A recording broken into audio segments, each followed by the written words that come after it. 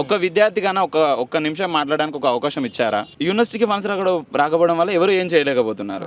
Girls హాస్టల్లోకి వెళ్ళి కొంతమంది బయట నుంచి వచ్చిన వాళ్ళు, డ్రింక్ చేసిన వాళ్ళు గోడ దూకి లోపలికి వెళ్ళడం ఇలాంటి సంఘటనలు జరుగుతున్నాయి. ఇప్పుడు రేవంత్ రెడ్డి గారు ఉస్మానియా యూనివర్సిటీకి వచ్చిపోయిన తర్వాత ఒక వ్యతిరేకత అనేది ఆయన మీద క్రియేట్ అయింది కదా. అంటే అది కేవలం విద్యార్థులు అంటే తప్పుదోవలో ఆలోచించే ఇదంతా క్రియేట్ చేస్తూ ఉన్నారు, లేకపోతే నిజంగా రేవంత్ రెడ్డి గారి తప్పు ఏమైనా ఉన్నదా? రేవంత్ రెడ్డి గారి తప్పు లేకపోతే ఎందుకు వ్యతిరేక వస్తుందన్న చెప్పండి మీరే. అంటే అంత తప్పు ఏం చేసిండు? ఉస్మానియా యూనివర్సిటీకి రావడం తప్ప, 1000 కోట్ల నిధులు ప్రకటించడం తప్ప, వాటిని శాంక్షన్ చేయడం తప్ప ఏంటి తప్పు? అతను రావడం బాగుంది, 1000 కోట్ల నిధులు ఇవ్వడం బాగుంది, ఇవన్నీ జరుగుతాయి అన్నది ఒక ఊహ కూడా బాగుంది, కరెక్టే. అతను వచ్చేటప్పుడు ఈ బ్యారికేడ్స్ ఎందుకు పెట్టారు? విద్యార్థులతోటి మమేకమై విద్యార్థులతోటి స్వయంగా మాట్లాడడానికి వచ్చానన్నారు కదా. ఆయన వచ్చి సమావేశం మాట్లాడుతున్నప్పుడు మీరు అందరు చూసారు. ఆయన ఎక్కడితో ఆయన ఏ ప్లేస్లో విద్యార్థితో డైరెక్ట్గా మాట్లాడారు. ఒక్క విద్యార్థికైనా ఒక్క నిమిషం మాట్లాడడానికి ఒక అవకాశం ఇచ్చారా? విద్యార్థి సమస్యల గురించి తెలుసుకోవడానికే కదా యూనివర్సిటీకి వచ్చింది. మరి ఆయన ఏ సమస్య గురించి తెలుసుకున్నారు? అంటే ఇప్పుడు ఏం సమస్యలు తెలుసుకోలేదు, ఊరికే వచ్చి అట్లా పోయిండు అని అంటారు, అంతేనా? యూనివర్సిటీకి వచ్చింది విద్యార్థులతో డైరెక్ట్ ఇంటరాక్షన్ అవ్వడం కోసం. ఆయన ఏ ప్లేస్లో డైరెక్ట్గా విద్యార్థితో ఇంటరాక్షన్ జరిగినట్టు మీకు ఎక్కడైనా కనిపించిందా? ఆయన వచ్చాడు, మీటింగ్లో మాట్లాడారు, వెళ్ళారు, అంతే. అది కూడా హై కేటగిరీ జెడ్ సెక్యూరిటీతో వచ్చారు. విద్యార్థితో ఎక్కడ మాట్లాడారు? అసలు సమస్యలు ఎలా ఉన్నాయి, ఏ సమస్యలు ఉన్నాయి విద్యార్థులకు? ఇక్కడ యూనివర్సిటీలో చాలా సమస్యలు ఉన్నాయి. ఒక యూనివర్సిటీ ఉంది, చాలా సంవత్సరాల నుంచి గత ప్రభుత్వాలు పట్టించుకోలేదు. ఈ విషయం అందరికీ తెలుసు. యూనివర్సిటీ విద్యార్థులు ఎప్పటి నుండో ఒక సీఎం గారు ఎవరైనా పొలిటికల్ ఎవరైనా వస్తే వాళ్ళకి సమస్యలు వినవించుకోవడం జరుగుతుంది. ప్రతిసారి సమస్యలు చెప్పుకోవడం జరుగుతుంది, కానీ వాళ్ళ సమస్యలను ఎవరైనా పట్టించుకుంటున్నారు. సరే, సీఎం గారు మొన్న వచ్చారు, ఆ రోజున వచ్చారు.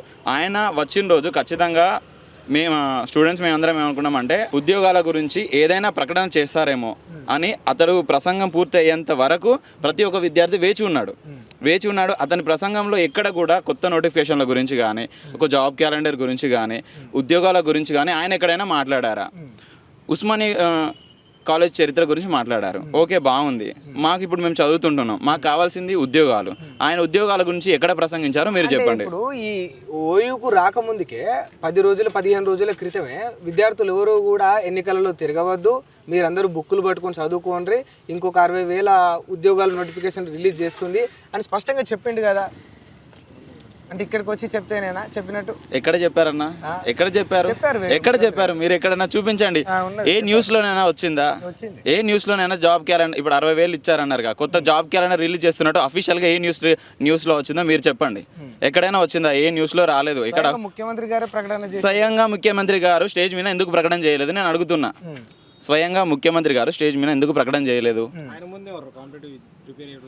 ఓయూకి వచ్చిన ఫస్ట్ ఇష్యూస్ ఏ ఉన్నాయి, ఇప్పుడు ప్రజెంట్ ఇష్యూస్ ఏ ఉన్నాయి ఓయూలా, ఫస్ట్ దీని గురించి అన్నీ కనుక్కొని వర్కౌట్ ఛాన్సెస్ వాళ్ళు చెప్తారు. ఇప్పుడు హాస్టల్స్ వచ్చినాయి అన్నారు, హాస్టల్ జర బేసిక్ ఫెసిలిటీస్ ఉండాలి కొంచెం.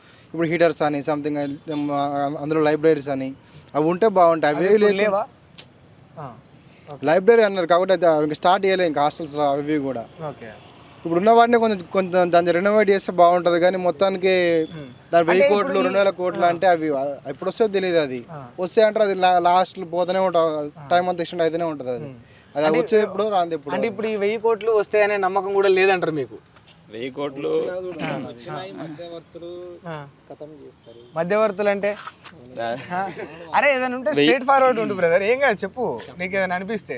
అన్న ఇప్పుడు 1000 కోట్లకు జియో తీసుకొచ్చిళ్ళు, చాలా హ్యాపీ. అసలు ఉస్మానియా యూనివర్సిటీలో ఎన్ని ఎమ్యూనిటీస్ లేవో తెలుసా? అంటే అసలైన సౌకర్యాలు సరిగా లేవు.